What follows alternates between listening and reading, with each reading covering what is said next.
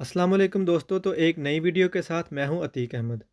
तो मेरी अभी की जो वीडियो है ये बहुत ही ख़ास होने वाली है और मैं आप सब लोगों से गुजारिश करूंगा कि इस वीडियो को आखिर तक ज़रूर सुनिएगा, क्योंकि उसमें फिर कोई पॉइंट मिस हो जाएगा फिर आप मुझसे नीचे क्वेश्चन करेंगे।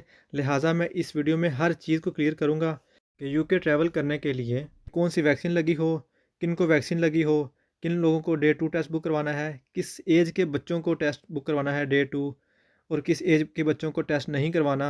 पीसीआर टेस्ट से मतलब भी बताऊंगा इसमें। और इस वीडियो में मैं आपको एंड पे ये भी बताऊंगा कि पाकिस्तान और इंडिया से मतलब जो कवानीन हैं ट्रैवल के लिए वो क्या हैं।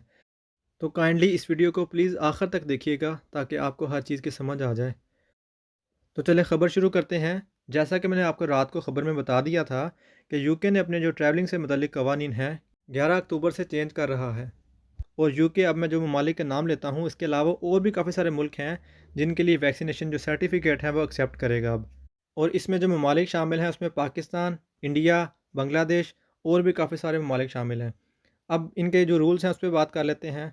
सबसे पहले यूके ये कहता है कि अगर आपको ये 4 वैक्सीन लगी हैं जिनका नाम मैं बोलता हूँ, एस्ट्राजेनेका, फाइज़र, मॉडर्ना और जॉनसन एंड जॉनसन, ये वाली वैक्सीन अगर आपको लग चुकी हैं और उसको 14 दिन गुजर चुके हैं लगे हुए को, तो आपके जो वैक्सीन सर्टिफिकेट हैं वो यूके एक्सेप्ट करेगा।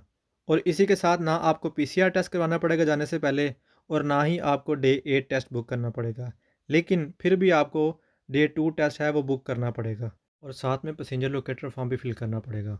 तो जिन लोगों को चाइना की वैक्सीन लग चुकी हुई है तो उनके लिए मैं एक प्रॉपर अलग से रिसर्च करके वीडियो बना दूंगा ताकि उनको आसानी हो सके। ट्रैवल तो वो अभी भी कर सकते हैं, लेकिन फिर उनको डे 2 और डे 8 टेस्ट बुक करना पड़ेगा, साथ पीसीआर टेस्ट भी करवाना पड़ेगा। लेकिन मैं ये कहूँगा कि आप बूस्टर लगवा लें, फाइज़र का लगवा लें, मॉडर्ना का लगवा लें, एस्ट्राजेनेका का लगवा लें। लेकिन मैं आपको रिकमेंड ये करूँगा कि किसी के पास अगर जॉनसन एंड जॉनसन अवेलेबल है तो उसका बूस्टर लगवाएँ। उसका फ़ायदा ये होगा कि 14 डेज़ के बाद वो वैसे ही एप्लीकेबल हो जाएगा, क्योंकि एक ही डोज़ लगती है उसकी। तो बेस्ट यही है कि उसी का बूस्टर लगवा लें। तो अब बात कर लेते हैं बच्चों की, कि बच्चों के लिए क्या कवानीन है यूके के वैक्सीनेशन से मुतल्लिक और पीसीआर से मुतल्लिक। यहाँ यूके लिखता है कि अगर आप फुली वैक्सीनेटेड नहीं हैं, लेकिन आपको फुली वैक्सीनेटेड कंसीडर किया जाएगा, आपको माना जाएगा, अगर आप 18 साल से छोटे हैं या 18 साल तक हैं, तो आप यूके के रहने वाले हैं, तो फिर आपको जो पीसीआर टेस्ट है वो भी नहीं करवाना पड़ेगा और डे 8 टेस्ट भी नहीं बुक करना पड़ेगा। और इसी के साथ यूके ये कहता है कि अगर आपकी कंट्री जो है, जो लिस्ट यूके ने दी हुई है अप्रूव्ड वैक्सीनेशन के लिए, वो एक लंबी लिस्ट है, आप देख सकते हैं, मैं आपको लिंक भी शेयर कर दूँगा इसका। तो आपके बच्चे 18 साल से छोटे हैं या 18 साल तक हैं, तो फिर आपको ना पीसीआर टेस्ट करवाना पड़ेगा और ना ही आपको डे 8 टेस्ट बुक करना पड़ेगा। तो अब पाकिस्तान, इंडिया और बांग्लादेश के लिए भी यही कानून है, क्योंकि ये इस लिस्ट में शामिल है। तो इसलिए पाकिस्तान के जो बच्चे हैं जो 18 साल से छोटे हैं, उनको ये टेस्ट वगैरह नहीं करवाने पड़ेंगे, सिर्फ़ उनको डे 2 टेस्ट बुक करना पड़ेगा। तो ये थे कवानीन जो मैंने आपको बता दिए हैं, जो 11 तारीख से लागू हो रहे हैं वैक्सीनेशन सर्टिफिकेट से मुतल्लिक। तो अब बात कर लेते हैं पाकिस्तान और इंडिया के जो कवानीन हैं ट्रैवलिंग से मुतल्लिक, उनके बारे में। सबसे पहले मैं बात करता हूँ पाकिस्तान की, उसके बाद फिर मैं इंडिया के बारे में बताऊँगा कि वहाँ पे क्या कवानीन हैं जब आपने ट्रैवल करना है इंडिया की तरफ। तो सबसे पहले बात कर लेते हैं पाकिस्तान की। तो पाकिस्तान ये कहता है कि अगर आपने पाकिस्तान ट्रैवल करना है तो सबसे पहले आपको वैक्सीन लगी होनी ज़रूरी है। और वैक्सीन लगने की जो एज है, अगर आप 18 साल से ऊपर हैं तो आपको वैक्सीन लगी होनी ज़रूरी है, या 18 साल तक हैं तो वैक्सीन ज़रूर लगी हो आपको। अगर आप उससे नीचे हैं तो ज़रूरी नहीं है कि आपको वैक्सीन लगी हो। इसके बाद बात कर लेते हैं, पाकिस्तान ये कहता है कि आपको पीसीआर टेस्ट भी करवाना ज़रूरी है, उसके बगैर भी आप ट्रैवल नहीं कर सकते।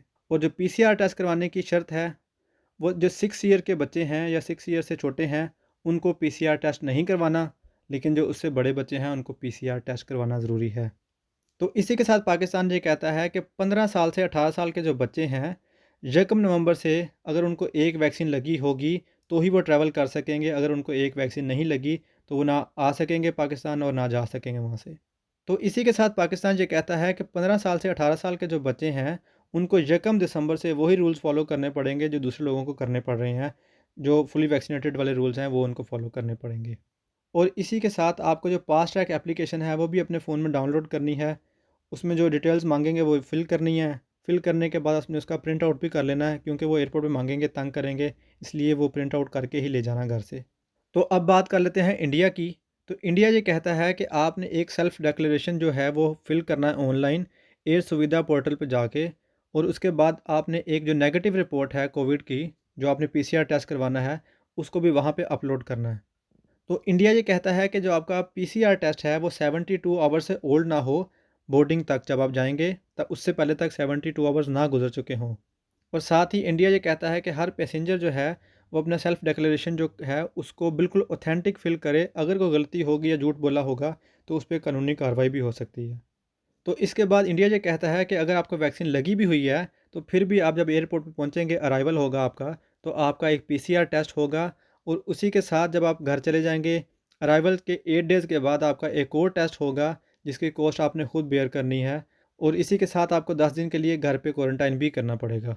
اور سب پیسنجر کو جو سیلف آئسولیشن میں ہیں یا کوارنٹائن میں ہیں ان کو مانیٹر کیا جائے گا گورنمنٹ کی طرف سے۔ اور آخر میں جو ایج لمٹ ہے بچے کی، 3 سال تک کے جو بچے ہیں اور اس سے چھوٹے بچے ہیں ان کو PCR ٹیسٹ نہیں کروانا، انڈیا والے کہتے ہیں۔ اس سے جو اوپر ہیں ان سب کو PCR ٹیسٹ کروانا ہے۔ تو یہ تھی انفارمیشن انڈیا کے بارے میں۔ تو آخر میں امید کرتا ہوں کہ آپ سب لوگوں کو اس ویڈیو سے کافی ہیلپ ملی ہوگی۔ اس کے باوجود کسی کا کوئی سوال رہ گیا ہو تو مجھے پھر بھی نیچے لکھ کے پوچھ سکتا ہے، میں اس کو ہیلپ کر دوں گا۔